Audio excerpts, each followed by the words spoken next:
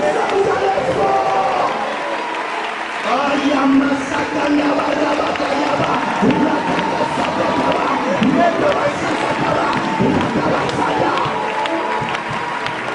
Écoutez ceci. J'aimerais dire aux hommes qui marchent dans la crainte de Dieu, n'abandonnez pas.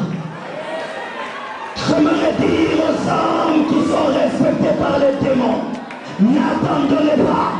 Même s'il y a la prison, Paul n'abandonne pas. Même si on te chasse, Paul n'abandonne pas. Même si tu manques les vêtements, n'abandonne pas. Même si tu n'as pas la renommée, n'abandonne pas.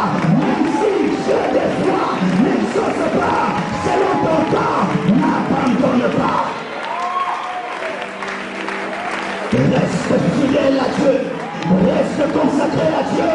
Toi qui es en lui, reste en lui et ne sors jamais. Même si tous tes amis l'abandonnent, toi ne l'abandonne pas. Même si ta famille le rejette, toi ne le rejettes pas. Même si tes frères en Christ l'abandonnent, toi ne l'abandonne pas. Je suis en lui. Et pas seulement en lui. Je suis enraciné en lui. Mais comme il est au ciel, mes racines sont au ciel. Et je suis un arbre renversé. Mes racines sont à lui et mes fruits sont sur la terre. Que Dieu te bénisse. Mes racines sont en lui. Et écoutez les jeunes, la plupart des temps, quand vous êtes jeunes, vous êtes consacrés. Quand vous devenez des papas, vous avez du boulot, vous devenez des PDG, j'ai plus le temps, je t'attends dans ton futur. Si vous pouviez garder la consécration que vous avez aujourd'hui, nos églises seraient fortes et puissantes. Imaginez que ce soit une réunion des papas. Que les papas écoutent la parole debout comme ça. Quand tu auras 50 ans, garde le cœur de 25 ans. Quand tu seras millionnaire, garde ce cœur. La Bible nous dit que lorsque Jésus a chassé le diable est parti en attendant une occasion favorable dans son futur. Et Dieu te bénisse. Aujourd'hui, tu le chasses. Aujourd'hui, tu as vaincu l'impudicité et le péché. Mais dans 30 ans, quand tu seras à Paris, quand tu seras aux États-Unis, quand tu auras tout ce dont tu as besoin, garderas-tu cette consécration? C'est ça souvent la faiblesse de nos églises. Les gens n'ont qu'une consécration de jeunesse. Mais quand ils vieillissent, tu ne peux pas croire que cet homme est Dieu. Je veux finir comme Samuel. Je veux finir comme Samuel. Je veux finir comme Samuel. Je veux finir comme Élisée. Au point où même ses ossements pouvaient ressusciter le mort. Au point où même on a invoqué son esprit, il est revenu pour prophétiser. Quelle sera la fin de vos vies? Quelle sera la fin de vos vies? Le christianisme, ce n'est pas seulement aujourd'hui. Venir dans une convention, dire que c'est bon. Non. C'est une alliance à vie. Il vient dans ta vie et il y reste. Il y reste. C'est pourquoi Paul dit qu'il nous séparera de l'amour de Dieu manifesté en Jésus-Christ. Serait-ce la nudité, serait-ce la tribulation, persécution, richesse, abondance, guerre, lutte, épreuve, tentation, jeunesse, richesse, vieillesse. En 20 ans de vie chrétienne, j'ai vu des frères consacrés, j'ai vu des sœurs consacrées, mais aujourd'hui où est-ce qu'ils sont? Certains dans le fétiche, d'autres sont rentrés dans le monde. Parce qu'ils ont cru que Jésus, c'est pour la jeunesse. Maintenant qu'ils sont papas, ils ont des enfants, Ils n'ont plus Dieu. Tu l'as chassé dans ton présent. Il t'attend dans ton futur. Il t'attend quand tu auras des enfants. Quand tu auras une entreprise. Quand tu seras un grand pasteur. Il attend quand tu auras le succès. C'est que tu ne programmes pas aujourd'hui, tu ne le feras pas demain. C'est pourquoi même en matière d'informatique, on programme les choses futures pour résister au virus. Si déjà maintenant tu ne prépares pas ton cœur et ta tête à rester chrétienne dans la richesse, dans la vieillesse, tu n'auras que le christianisme d'aujourd'hui. Un homme a fait une étude, il a dit que nos églises se renouvellent après 7 ans. Prenez les photos des églises. Il y a 10 ans, 20 ans, regardez. Oh, appelle-moi. Oh, Atika. Oh, Atika. Au moins, on a 1000 personnes. Car à 29 Atika là. Quand ça mouille, là, ça avec un arabe à Timothée. Dans 20 ans, dans 20 ans, dans 30 ans, dans 40 ans. J'aimerais être un vieux Marcelo, rempli de sagesse et de crainte de Dieu. Parce que je voudrais te dire, frère, que lorsque tu ne restes pas attaché à Dieu jusqu'au bout, quelqu'un d'autre mangera tes fruits. C'est que vous avez commencé aujourd'hui, vous devez continuer. Car les démons que vous chassez ne sont pas morts. Les esprits impurs que vous chassez ne sont pas morts.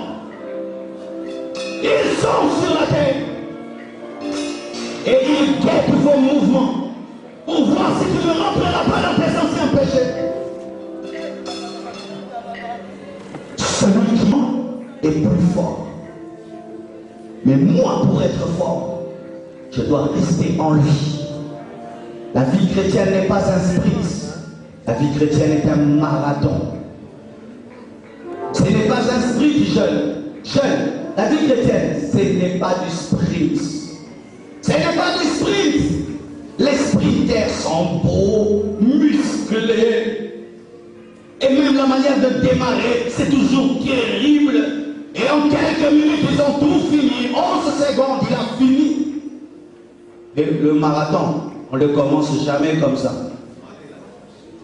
Et on ne va pas vite. On garde le souffle. Parce que tu peux être le premier, on l'appelle le lièvre. Mais les autres vont te doubler. Tika vikreten aloye, kena mamungu. Yamiso abatu. Tika va vikreten wana. Travailler intimité non anzape koko matisuka. Tukwela kama sumu na yo, tanga kaliloba, lela kalikoswa Bible, zambe sumanga. Nabandi makambo nakoma tina suka, nalina mona Yesu. Nalina tika la kati na yo, otombo la ngandenge nini otema na ngai tomba mate. Pensez-vous que les pierres et les Paul étaient dans le bengue? Oh, porte-Paul, frère, porte-Paul. Ah, Jésus Seigneur, Pierre. Oh, Matthieu. Ah, Matthieu. Vas-y, Clovis. Et vas-y, Toumba. Et les aboués, ça bladité. C'était. Je méditais sur ce que Jésus avait dit. Et je me suis rendu compte que le peuple a besoin de cela. J'ai étudié la vie de Christ et je sens que nous sommes encore loin. Nous devons encore le chercher dans le jeûne et la prière. Frère, prie pour moi. J'ai un combat ces derniers temps. N'as-tu pas un verset à me donner? Car ces derniers temps, quand je lis la Bible, je ne comprends pas. Comment tu fais pour rester vrai dans les choses de Dieu? C'est ainsi que nous étions au début du réveil. Et il y avait des chrétiens de qualité. Et les chrétiens d'aujourd'hui sont des péchés, bons chic, bons gens. Aucune autorité, aucune puissance. L'église n'était pas aussi belle, aussi remplie. Et il y avait une gloire extraordinaire. Car chacun dans le secret avait la victoire sur Satan. Et lorsque ces gens de chrétiens se rencontraient, il y avait une atmosphère de puissance. Même si on n'avait pas les saintetés et les boum. La gloire de Dieu tombait dans nos louanges et des vrais miracles se produisaient. Il y a un homme m'a dit, il faut être sorcier pour aimer ce que l'église traverse aujourd'hui.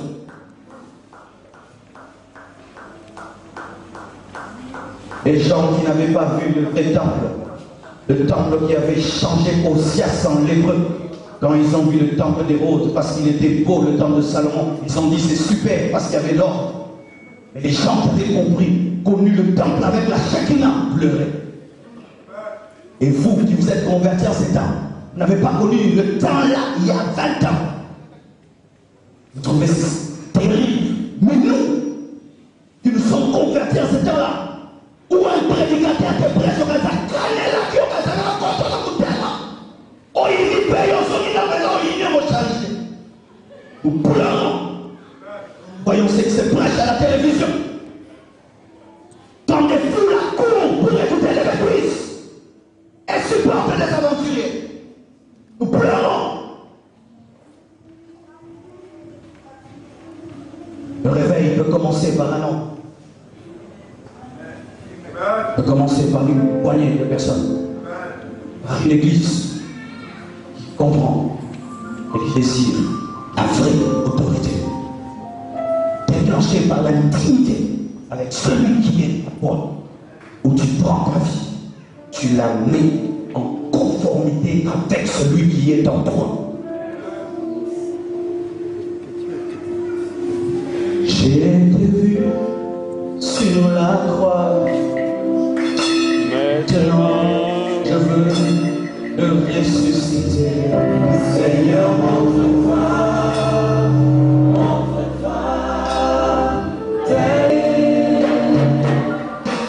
J'ai été vu sur la croix. Maintenant, je veux le ressusciter.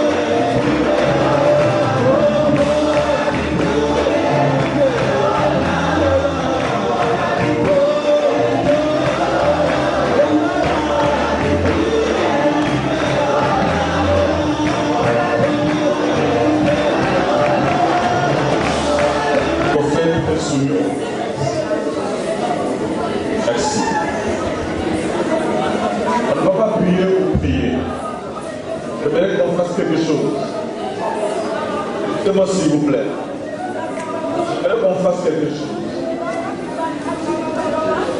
Qui est assis, venez debout.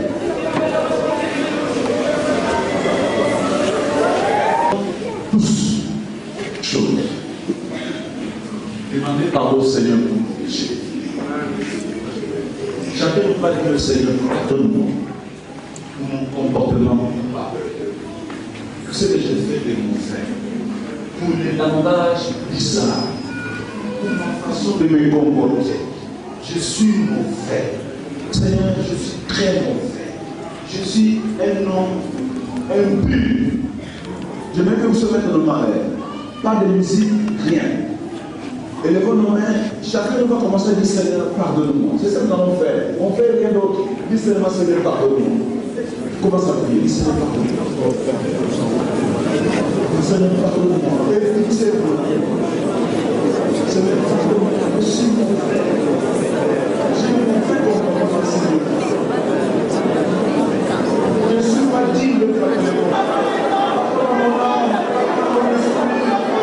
Pitié de moi, Seigneur.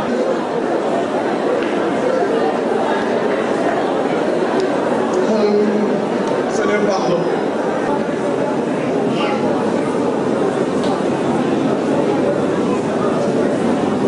Élève les mains. Après avoir demandé pardon, Seigneur, soyez-en sûrs qu'il pardonne. Si vous avez un cœur sincère, il pardonne les péchés. Élève les mains. Il ne pardonne pas. Ce n'est pas nos œuvres, c'est l'œuvre qui nous a sauvés. Les œuvres ne sont pas, mais l'œuvre sauve. Ton œuvre m'a pardonné.